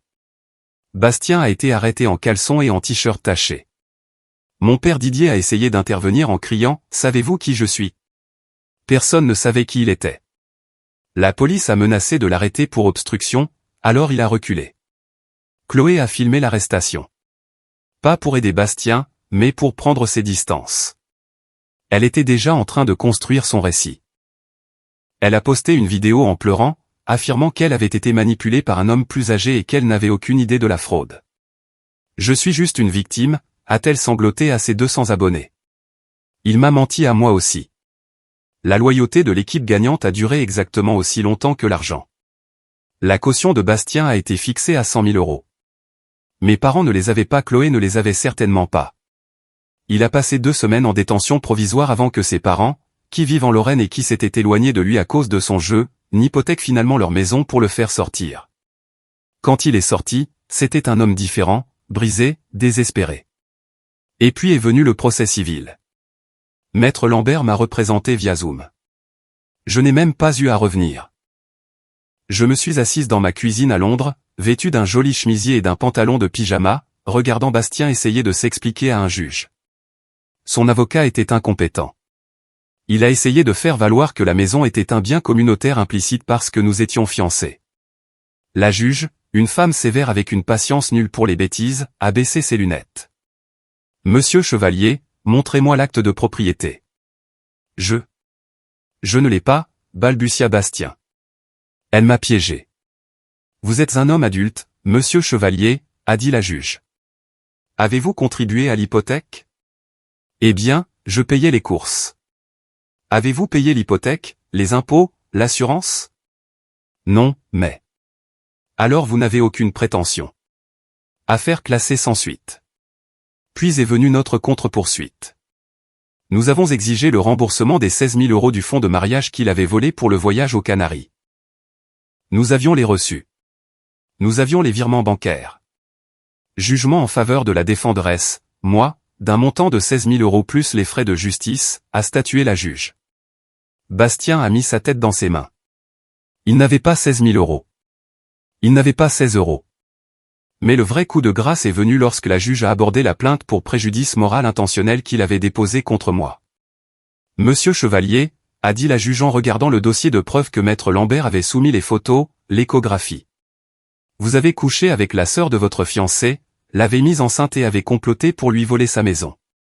Si quelqu'un subit un préjudice ici, c'est madame Durand. Vous avez de la chance qu'elle ne vous poursuive pas pour chaque centime que vous gagnerez jamais. Sortez de mon tribunal. J'ai fermé l'ordinateur portable. J'ai pris une profonde inspiration. C'était fini, légalement du moins. J'étais libre. Mais la famille est plus collante que la loi. Quelques jours plus tard, j'ai reçu un email de ma cousine Sarah.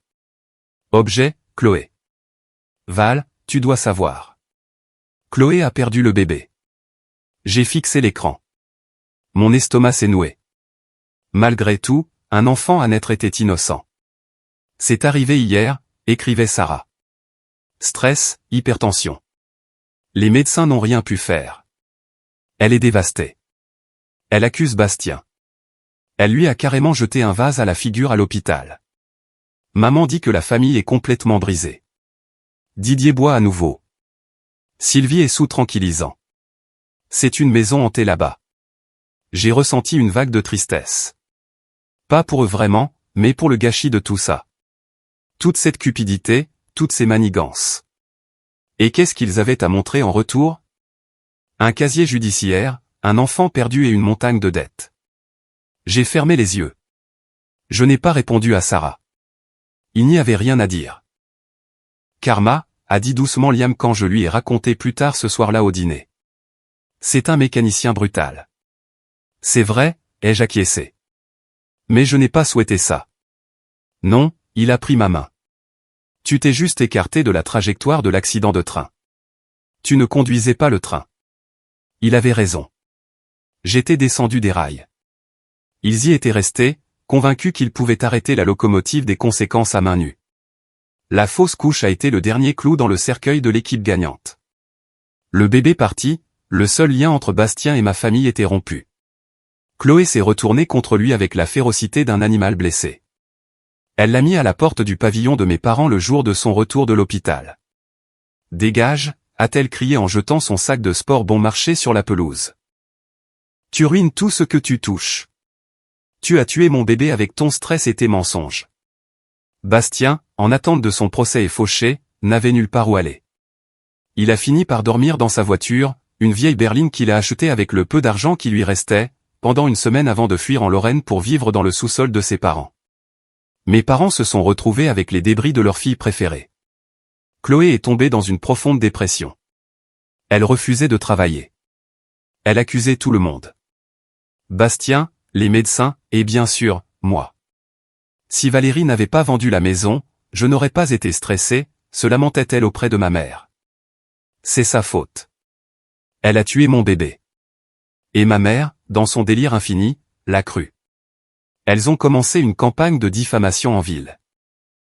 Elles ont dit à quiconque voulait bien l'écouter que j'étais un monstre qui avait expulsé sa sœur enceinte et provoqué sa fausse couche. Mais les petites villes parlent, et grâce à l'email que j'avais envoyé, tout le monde connaissait la chronologie. Tout le monde était au courant de la liaison. La campagne de diffamation s'est retournée contre elle. Les gens traversaient la rue pour éviter Sylvie Durand. La caissière de l'épicerie ne regardait pas Didier dans les yeux.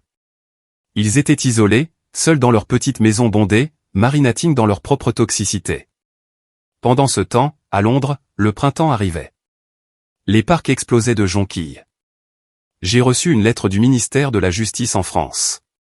Assignation à témoigner. Ils avaient besoin de moi pour le procès pour fraude de Bastien. J'ai appelé Maître Lambert. Dois-je revenir, ai-je demandé, la peur m'envahissant. Non, a-t-elle dit. Nous pouvons faire une déposition vidéo. Vous êtes résidente du Royaume-Uni maintenant. Je m'en occupe. La déposition a été éprouvante. J'ai dû raconter l'histoire, identifier les documents, vérifier que ma signature était falsifiée, mais je l'ai fait. Bastien a plaidé coupable. Pour éviter la peine maximale de 10 ans, il a plaidé coupable à un chef d'accusation de fraude bancaire et un chef d'accusation de faux et usage de faux. Il a été condamné à 3 ans de prison fédérale suivi de 5 ans de probation. Il a également été condamné à payer des dommages et intérêts qu'il ne pourrait jamais payer. Le jour où la sentence a été prononcée, je n'ai rien ressenti, ni joie, ni vengeance, juste la fermeture silencieuse d'une porte. Je suis allé me promener à Hyde Park. Je me suis assise sur un banc et j'ai regardé les signes. J'avais 33 ans. J'étais célibataire. Liam et moi nous étions séparés à l'amiable. Il avait déménagé à Dubaï. J'étais riche. J'étais libre. J'ai pensé à tante Amélie. J'espérais qu'elle était fière. J'avais protégé son héritage en le liquidant. C'était un paradoxe, mais c'était la seule façon. Mon téléphone a sonné. C'était un numéro inconnu. D'habitude, je les ignorais, mais quelque chose m'a dit de répondre. Allô? Valérie. C'était mon père. Sa voix semblait vieille. Brisée, pâteuse, comme s'il avait bu. Papa, ai-je dit, ma voix stable. Valérie, s'il te plaît, a-t-il râlé. Ta mère, elle ne va pas bien. Le stress. Chloé est incontrôlable. On se noie ici, Val. Les frais de justice pour le combat de l'expulsion, les prêts qu'on a pris pour Bastien. On va perdre la maison. Il demandait de l'argent. Après tout, après les insultes, le vol, la trahison, il appelait pour demander au bouc émissaire de les sauver à nouveau. Juste un prêt, a-t-il supplié. Pour la famille. Tu as des millions maintenant. Juste 50 000 € pour sauver la maison de ton enfance. J'ai regardé les signes glisser sur l'eau. Ils étaient si gracieux, si imperturbables. Je n'ai pas de maison d'enfance, Didier, ai-je dit. J'ai vécu dans une maison avec 3 étrangers qui m'ont utilisé. Ne sois pas cruel, a-t-il pleuré. Nous sommes tes parents. Non, ai-je dit. Vous êtes les parents de Chloé. Demandez-lui. Elle n'a rien. Alors je suppose que vous êtes tous dans le même bateau, ai-je dit. Je vous suggère de vendre le pavillon. De prendre plus petit. C'est ce que les conseillers financiers recommandent. Valérie. Au revoir, Didier. N'appelle plus ce numéro. J'ai raccroché. J'ai bloqué le numéro. Je suis restée assise là pendant un long moment, attendant que la culpabilité vienne. J'ai attendu la réponse conditionnée du bouc émissaire, l'envie de réparer, d'aider, de plaire. Elle n'est pas venue. Au lieu de cela, je me suis levé, j'ai brossé les miettes de mon manteau et j'ai marché vers le métro. J'avais une réservation dans un nouveau restaurant italien. J'allais commander le vin le plus cher de la carte et j'allais le boire à la mémoire de la fille qui était autrefois Valérie Durand. Le temps guérit, dit-on. Je ne sais pas s'il guérit, mais il crée certainement de la distance. 1 an après la grande évasion, ma vie était méconnaissable. J'avais été promue directrice de la recherche à l'hôpital. J'avais acheté un petit cottage dans le Perche pour les week-ends, un endroit avec un jardin qui rivalisait avec celui de tante Amélie. J'étais heureuse, vraiment, tranquillement heureuse. Je n'avais pas eu de nouvelles de ma famille depuis 6 mois. La dernière nouvelle de ma cousine Sarah, avant que je lui dise d'arrêter de me tenir au courant parce que je ne voulais plus savoir, était que mes parents avaient effectivement perdu leur maison. Ils vivaient dans un appartement en location. Chloé travaillait comme serveuse dans un restaurant, cherchant sa prochaine cible. Bastien était en prison, probablement en train de polir les sols. Puis la dernière tentative de contact est arrivée. Ce n'était pas un appel. C'était une lettre. Une lettre manuscrite sur du papier ligné bon marché, transmise par Maître Lambert qui filtrait mon courrier. La note de Maître Lambert était jointe. Val, vous n'êtes pas obligé de lire ceci. Je peux la déchiqueter, mais j'ai pensé que vous voudriez peut-être tourner la page. Je l'ai ouverte. C'était de ma mère. Valérie, je t'écris depuis l'hôpital. Mon cœur me lâche. Le médecin dit que c'est le stress. Le syndrome du cœur brisé. Je sais que nous avons fait des erreurs. Je sais que nous avons favorisé Chloé, mais tu dois comprendre, elle avait plus besoin de nous. Tu as toujours été si forte, si indépendante. Nous ne pensions pas que tu avais besoin de notre aide. Bastien nous a tous trompés. Nous sommes aussi des victimes. S'il te plaît, Val. Je suis une vieille femme. Je ne veux pas mourir sans voir ma fille. Rentre à la maison. On peut tout recommencer. Je te pardonne d'avoir vendu la maison. Je t'aime, maman. J'ai fixé les mots. Je te pardonne d'avoir vendu la maison. Même sur son lit de mort, si elle était vraiment en train de mourir, ce dont je doutais, Sylvie Durand était une hypocondriaque du plus haut niveau. Elle ne pouvait pas prendre ses responsabilités. Elle me pardonnait. Elle justifiait sa négligence parce que j'étais forte. C'est la malédiction de l'enfant compétent. Parce que vous pouvez le gérer, ils supposent que vous devriez le gérer. Et ils donnent tout leur amour à celui qui refuse de gérer quoi que ce soit. Je me suis approché de ma cheminée dans le cottage. J'avais un bon feu qui crépitait. J'ai tenu la lettre au-dessus des flammes. Je ne ressentais pas de colère. Je ressentais de la pitié. Ils étaient coincés dans une boucle de leur propre fabrication, réécrivant l'histoire pour se faire passer pour les héros ou les victimes, jamais pour les méchants. J'ai regardé le papier se courber et noircir. Les mots « je t'aime », maman se sont transformés en cendres et se sont envolés par la cheminée. Je n'ai pas répondu. Je ne suis pas retourné. J'ai appris plus tard qu'elle s'était très bien remise. C'était une crise de panique, pas une crise cardiaque. Elle a essayé de l'utiliser pour obtenir de l'argent d'une cagnotte en ligne qu'elle avait créée. J'ai fait un don anonyme de 5 €. Juste pour l'ironie. Ce fut le dernier contact que j'ai jamais eu avec la famille Durand. J'écris ceci depuis mon jardin dans le Perche. Les roses sont en fleurs. La variété préférée de tante Amélie, les roses épises. J'ai réussi à trouver un producteur ici qui en avait. Cela fait 3 ans que je suis monté dans cet avion. Je suis Valérie Durand. J'ai 35 ans. Je ne suis pas marié, mais je suis profondément aimé. J'ai rencontré Alexandre il y a 1 an. Il est architecte paysagiste. Il aime avoir de la terre sous les ongles, tout comme moi. Quand je lui ai raconté mon histoire, toute la vérité l'aidait compliquée, il ne m'a pas regardé avec pitié. Il m'a regardé avec admiration. Tu t'es sauvé toi-même, a-t-il dit. C'est la chose la plus courageuse que j'ai jamais entendue. Nous sommes assis sur la terrasse maintenant. Il esquisse un nouveau design pour le jardin d'herbes aromatiques. Je termine ce script pour vous tous. Bastien a été libéré en liberté conditionnelle le mois dernier. J'ai reçu la notification. Il lui est interdit de travailler dans la finance ou l'immobilier. Il est de retour en Lorraine. J'entends dire qu'il essaie de devenir coach de vie sur TikTok. Ça ne s'invente pas, Chloé en est à son deuxième mariage. Un gars qu'elle a rencontré au restaurant. J'espère qu'il a un bon contrat de mariage. Mes parents existent quelque part. Je ne les déteste plus. La haine demande de l'énergie. La haine vous garde attaché. J'ai atteint l'état d'indifférence. Ce sont juste des gens que je connaissais. Des personnages dans un livre que j'ai fini de lire. Je pense souvent à la femme que j'étais cette nuit-là dans la cuisine, tremblante, terrifiée, tenant l'iPad. Je veux remonter le temps et la serrer dans mes bras. Je veux lui dire que tout va bien se passer. Tu seras plus riche, plus forte et plus heureuse que tu ne peux l'imaginer. Monte juste dans cet avion. À vous tous qui écoutez cette histoire, si vous êtes le fort de votre famille, si vous êtes celui qui répare, si vous êtes celui qui donne et donne jusqu'à être vide pendant que les autres prennent et prennent jusqu'à être plein, arrêtez. Vous ne pouvez pas vous immoler par le feu pour garder les autres au chaud.